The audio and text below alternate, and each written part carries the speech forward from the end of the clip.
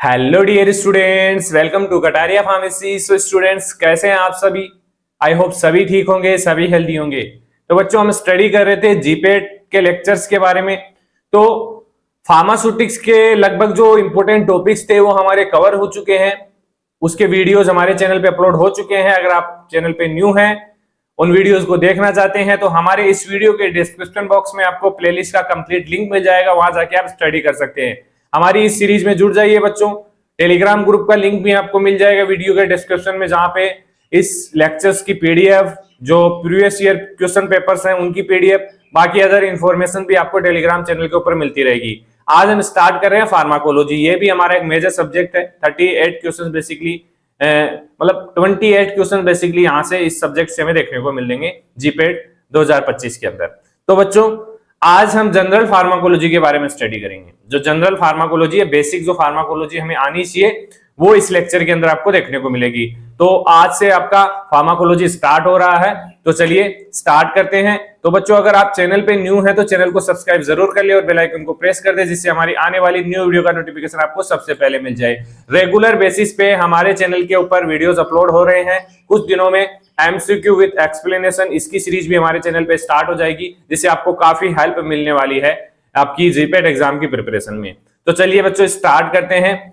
सबसे पहले हम जानते हैं फार्माकोकाइनेटिक्स। देखिए, फार्माकोलॉजी स्टडी करते हैं तो बेसिकली फार्माकोलॉजी के अंदर हम क्या स्टडी करते हैं? जो मेडिसिन होती हैं, उनके मैकेनिज्म ऑफ एक्शन क्या होता है, कैसे मेडिसिन बॉडी के अंदर जाती है, कैसे काम करती है, वो सब कुछ हम फार्माकोलॉजी के अंदर स्टडी करते हैं। तो उसके लिए फार्माकोलॉजी को 2 टाइप्स में डिवाइड किया है। फर्स्ट टाइप फार्माकोकाइनेटिक और फार्माकोडायनेमिक। तो फार्माकोकाइनेटिक्स क्या होती है? बेसिकली काइनेटिक्स मतलब एडीएमई, ड्रग का एब्जॉर्प्शन कैसे होता है, ड्रग का डिस्ट्रीब्यूशन कैसे होता है, ड्रग का मेटाबॉलिज्म कैसे होता है, ड्रग का एक्सक्रिएशन कैसे होता है, ये होता है फार्माकोकाइनेटिक।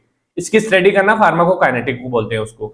बाकी फार्माकोडायनेमिक क्या क्या क्या होता है कि अब ड्रग का एब्जॉर्प्शन हो गया, डिस्ट्रीब्यूशन हो गया, मेटाबॉलिज्म हो गया, अब वो ड्रग कैसे काम करेगी, वो होता है डायनेमिक्स। उसकी स्टडी करने को हम बोलते हैं डायनेमिक्स, फार्माको डायनेमिक्स। तो चलिए पहले बात करते हैं, हम शॉर्ट में बात करेंगे। देखिए, ज्यादा डीपली नहीं जाएंगे, क्योंकि वैसे ही हम थ्योरी स्टडी कर रहे हैं इस टाइम पे, तो थ्योरी में हम ज्यादा डीपली नहीं जाएंगे, क्योंकि हमें कोई थ्योरी एग्जाम नहीं देना है। हमें मल्टीपल चॉइस क्वेश्चन हमारे आने वाले हैं, तो हमें मेन मेन पॉइंट्स निकालने हैं। तो वो ही हम उसके अकॉर्डिंग ही आपके लिए सिलेबस अरेंज किया है। तो देखिए, सबसे पहले एब्जॉर्प्शन। एब्जॉर्प्शन क्या होता है? सभी बच्चे जानते हैं कि ड्रग का एब्जॉर्प्शन होता है स्टोमक के अंदर, इंटेस्टाइन के अंदर। तो कौन कौन से ऐसे फैक्टर्स हैं जो एब्जॉर्प्शन को अफेक्ट करते हैं? जो इंपॉर्टेंट है वो यहाँ पे मेंशन है, उसकी टेंशन मत लेना आप। इंपॉर्टेंट में आपको कोई भी पॉइंट छोड़ूंगा नहीं आपके लिए, इंपॉर्टेंट जो भी है। तो कौन कौन से फैक्टर्स है बेसिकली जो अफेक्ट कर सकते हैं एब्जॉर्प्शन को? पीएच अफेक्ट कर सकता है, बॉडी का पीएच, सोल्यूबिलिटी ऑफ ड्रग्स और फर्स्ट पास मेटाबॉलिज्म। ये तीनों ही चीजें सोल्यूबिलिटी को, एब्जॉर्प्शन को अफेक्ट कर सकते हैं। फर्स्ट पास मेटाबॉलिज्म कैसे अफेक्ट करेगा? फर्स्ट पास में क्या होगा? एब्जॉर्प्शन होता ही नहीं है। अगर आप जानते हैं फर्स्ट पास मेटाबॉलिज्म क्या होता है, तो आप समझ जाएंगे कि इसके अंदर एब्जॉर्प्शन नहीं होगा, क्योंकि जो ड्रग है डायरेक्टली लीवर के अंदर जाएगी, ना कि स्टोमक के अंदर। बेसिकली एब्जॉर्प्शन करना है तो जो हमारी ड्रग है, मेडिसिन है, उसको लीवर या स्टोमक या इंटेस्टाइन के अंदर जाना पड़ेगा। तो फर्स्ट पास के अंदर ऐसा नहीं होता है। इसमें क्या होता है? ब्लड स्ट्रीम के अंदर जाती है डायरेक्टली। फर्स्ट पार्ट जो हमारा आईवी होता है ना, आईवी रूट ऑफ इंजेक्शन जो भी होता है, उसके अंदर फर्स्ट पार्ट मेटाबॉलिज्म होता है, तो डायरेक्टली एब्जॉर्प्शन की जरूरत ही नहीं पड़ती है उसके अंदर। आगे देखिए डिस्ट्रीब्यूशन। डिस्ट्रीब्यूशन मतलब ड्रग डिस्ट्रीब्यूट होगी एब्जॉर्ब होने के बाद, जहां पे उसको जाना है वहां पे वो जाएगी, टारगेट साइट पे जाएगी। तो वॉल्यूम ऑफ डिस्ट्रीब्यूशन क्या होता है? वीडी क्या होता है? इसका फॉर्मूला आपको कहां मिलेगा बच्चों? हमने स्टडी किया फार्मास्यूटिकल कैलकुलेशंस का एक लेक्चर लिया है हमने, उसके अंदर सभी जो इक्वेशंस हैं, फॉर्मूलाज हैं, वो सभी वहां पे उस लेक्चर के अंदर आपको देखने को मिल जाएगा, जो भी इंपॉर्टेंट है। वॉल्यूम ऑफ डिस्ट्रीब्यूशन, क्लियरेंस, ये सब कुछ फॉर्मूला उसके अंदर मेंशन है, तो यहाँ पे हमने नहीं रखा है। प्रोटीन, प्लाज्मा प्रोटीन बाइंडिंग भी अफेक्ट करता है डिस्ट्रीब्यूशन को बहुत ज्यादा। इसके अलावा ब्लड ब्रेन बैरियर भी अफेक्ट करता है परमिएबिलिटी को, ड्रग इजीली एंटर नहीं कर पाती है। वाटर सोल्यूबल ड्रग ब्रेन के अंदर इस बैरियर को पार नहीं कर सकती है। ओनली लाइपोफिलिक जो ड्रग्स होती है ना, वो ही ब्लड ब्रेन बैरियर को पार कर सकती है। तो ये भी एक क्वेश्चन बन सकता है।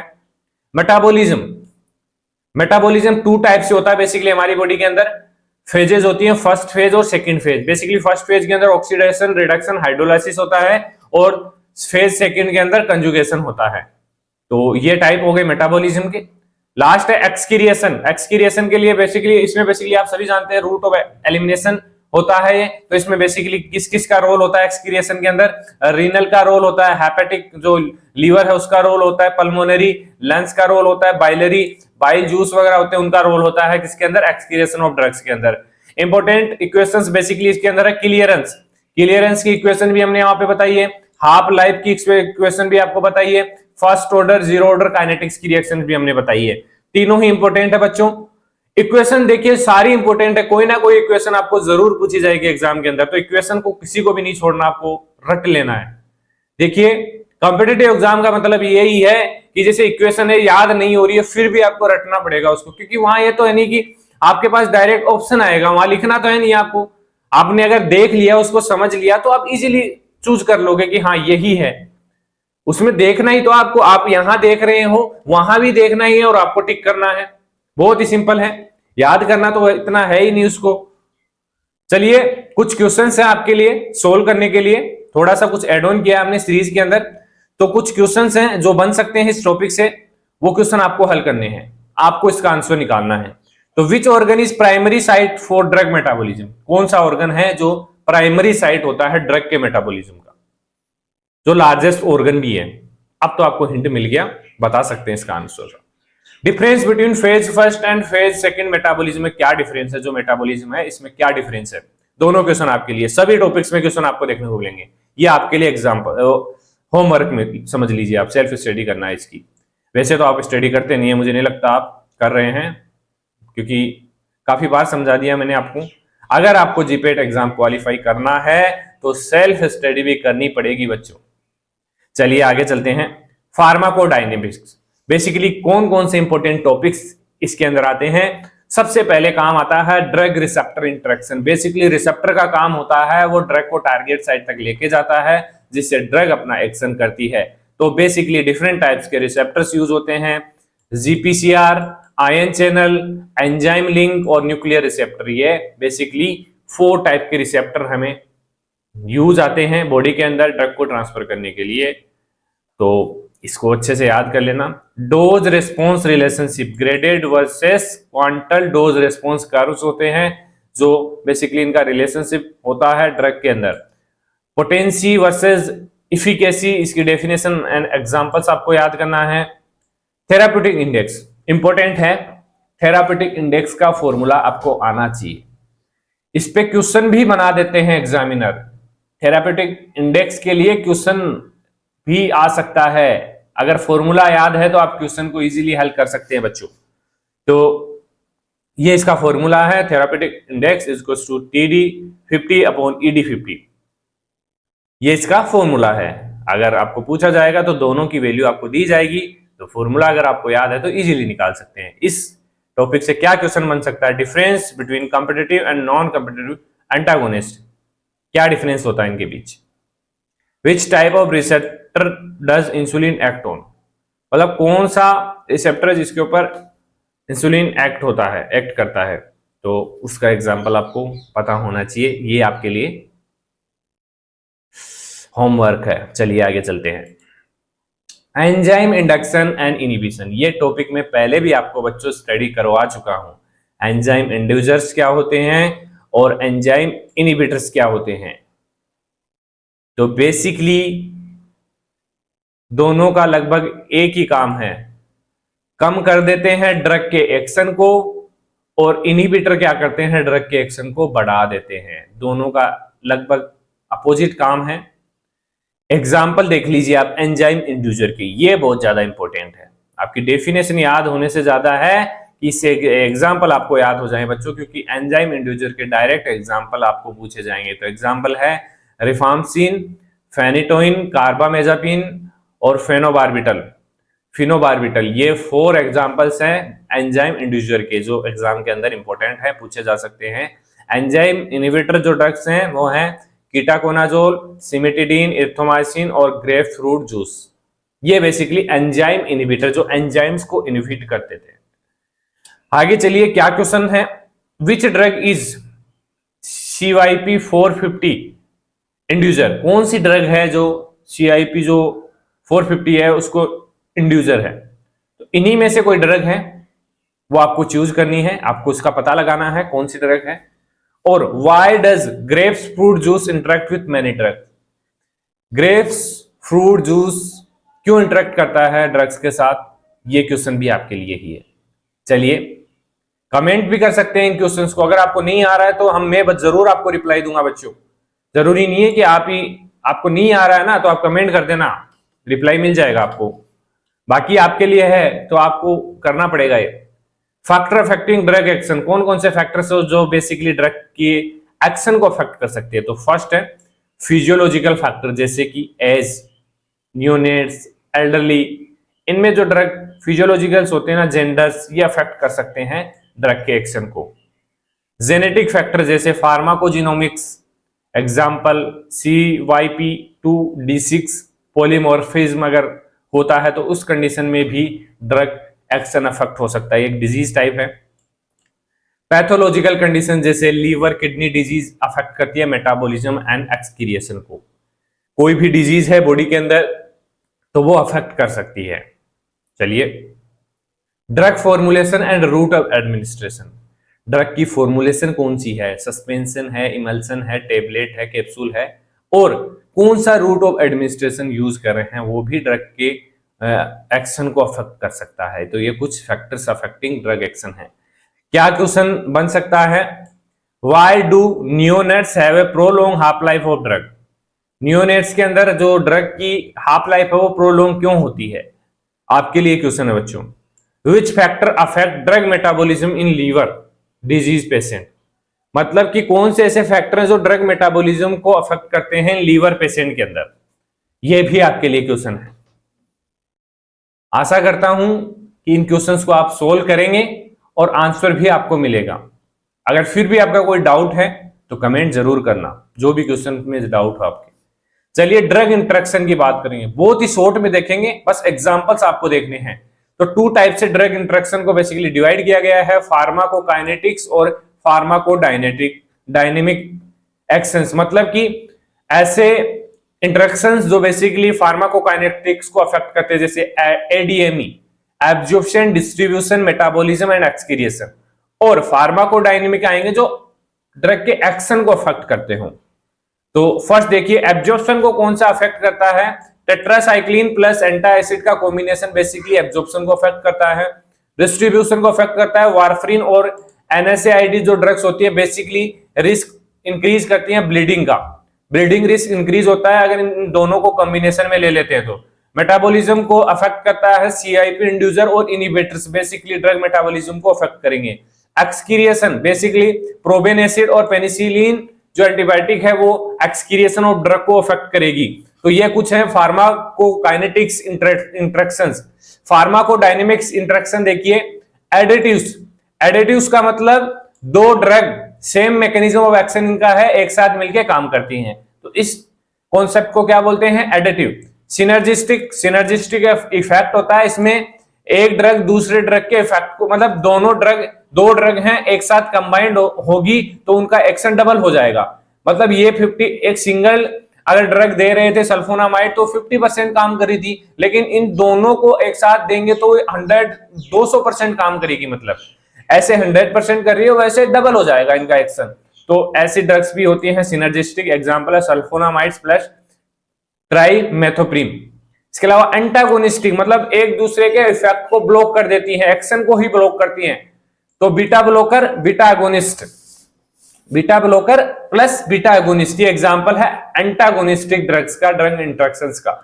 चलिए, इससे क्या क्वेश्चन बन सकता है, example of pharmacokinetic drug interactions. इनमें से कोई एक टॉपिक आपको दे देगा, एक क्वेश्चन आपको दे देगा, वो आपको चूज करना है। बाकी आप इसमें से ही आएगा ये क्वेश्चन, इसको हल करने की जरूरत नहीं है। Why should NSAID be avoided with warfarin, क्यों अवॉइड करनी चाहिए, क्योंकि ये ब्लीडिंग रिस्क को इंक्रीज करती है। तो ये दोनों क्वेश्चन यहीं पे आपके सोल्व हो गए। चलिए आगे चलते हैं, adverse drug reaction and pharmacovigilance. तो ADR रिएक्शंस क्या होती है बेसिकली, ये हम कोई मेडिसिन लेते हैं तो उसके जो साइड इफेक्ट्स अकर होते हैं ना, उनको ड्रग मतलब उनकी कोई एलर्जी कंडीशन हो गया, आपने कोई मेडिसिन ली उसके वजह से आपको रेसेस हो गए, रेडनेस हो गई, कुछ भी हो गया, एलर्जी हो गई, उसको बोलेंगे एडवर्स ड्रग रिएक्शन। अब फार्माकोविजिलेंस क्या है? ऐसी अथॉरिटी है जो बेसिकली एडवर्स ड्रग रिएक्शंस को रेगुलेट करती है, मॉनिटरिंग करती है इनकी, कि कोई भी ड्रग से एडवर्स ड्रग रिएक्शन नहीं हो, ड्रग सेफ हो पेशेंट के लिए, तो ये चीज मॉनिटर करती है फार्माकोविजिलेंस। तो बेसिकली टू टाइप्स की एडवर्स ड्रग रिएक्शंस होती हैं, टाइप फर्स्ट और टाइप सेकंड। क्या डिफरेंस है? बेसिकली टाइप फर्स्ट होती है, जो टाइप ए है वो डोज डिपेंडेंट होती है और प्रेडिक्टेबल होती है, इजीली प्रेडिक्ट कर सकते हैं। एग्जांपल देखिए, हाइपोग्लाइसेमिया विथ इंसुलिन। हाइपोग्लाइसेमिया का मतलब क्या है? जो ग्लूकोज लेवल है उसका कम हो जाना। अब क्यों होता है? क्योंकि इंसुलिन का लेवल ज्यादा हो जाता है, तो उस कारण से वो कम हो जाता है। बाकी टाइप बी है, आइडियोसिंक्रेटिक होता है, अनप्रिडिक्टेबल होता है, डोज इंडिपेंडेंट होता है।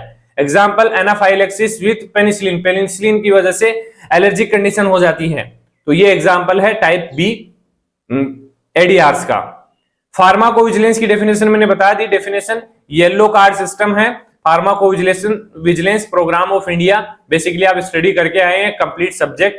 क्या क्वेश्चन बन सकता है? What is difference between type and type B ADR? तो कोई सा भी एक दे देगा, dose dependent, predictable, idiosyncratic, unpredictable, तो इनमें से कोई भी ऑप्शन आपके पास आ जाएगा। Role of pharmacovigilance in ADR monitoring, कोई भी एक रोल आपको आएगा। अगर फार्माकोविजिलेंस अच्छे से आपने स्टडी किया है तो आपको पता होगा ये चीज। चलिए आगे चलते हैं। बायोएबिलिटी एंड बायोइक्विवेलेंस, इसके बारे में भी आप सभी जानते हैं। बायोएबिलिटी क्या होती है? कि कोई ड्रग 100% ड्रग वो ब्लड के अंदर जा रही है तो उसकी बायोएबिलिटी 100% है, अगर वो नहीं जा रही है तो उसकी बायोएबिलिटी 100% नहीं है। बायोइक्विवेलेंस क्या है? कि दो ड्रग हम ले रहे हैं सेम रूट से, तो एक 99% उसकी बायोएबिलिटी है और एक की 100% है, या फिर दोनों की सेम होनी चाहिए, तो उसको बोलते हैं बायोइक्विवेलेंस। तो बायोएबिलिटी क्या है? Friction of the drug reaching systemic circulation, कितना अमाउंट में सिस्टमिक सर्कुलेशन के अंदर ड्रग जा रही है।